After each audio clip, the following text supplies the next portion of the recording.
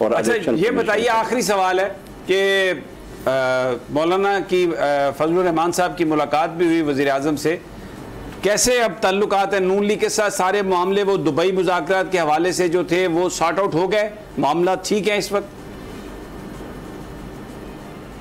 देखिए, बात यह है कि ये तो आपको मालूम हो, आपके इल्म में भी होगा कि मौलाना साहब ने बरमला पेशावर में शिकवे का इजहार किया कि दुबई में बातें हो रही है, मुलाकातें हो रही है।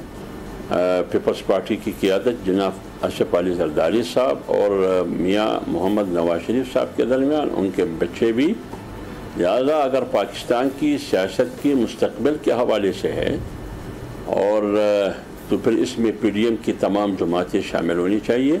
मौलाना ने कहा मैं बासत सरबरा PDM और PMLN PDM का हिस्सा, न मुझसे मुशावरत लिया गया, न मुझे बाखबर रखा, इसका मुझे कोई इल्म नहीं है, जो कि मुनासिब नहीं है।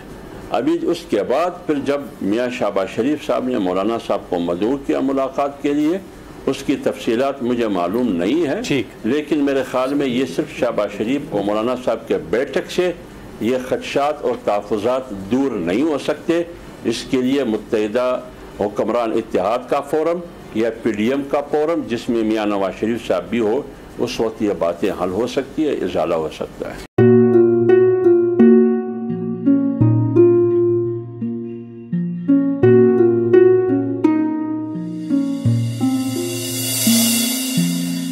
अपना घर यूं छोड़ के आखिर बोल किधर जाएगा।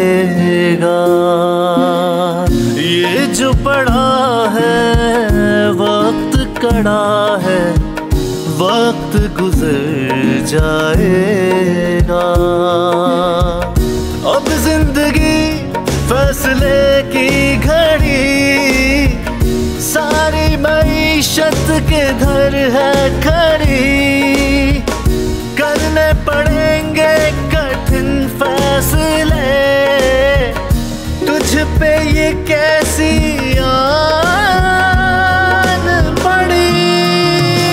देखना अब कुछ यूं बदलेगा हमारा पाकिस्तान, खुशियाँ वापस ला कर देगा हमारा पाकिस्तान। देखना अब कुछ यूं बदलेगा हमारा पाकिस्तान, खुशियाँ वापस ला कर देगा हमारा पाकिस्तान। देखना अपनी पहचान के लिए बोल, पाकिस्तान के लिए बोल, हमारा पाकिस्तान मिशन मईशत। देखना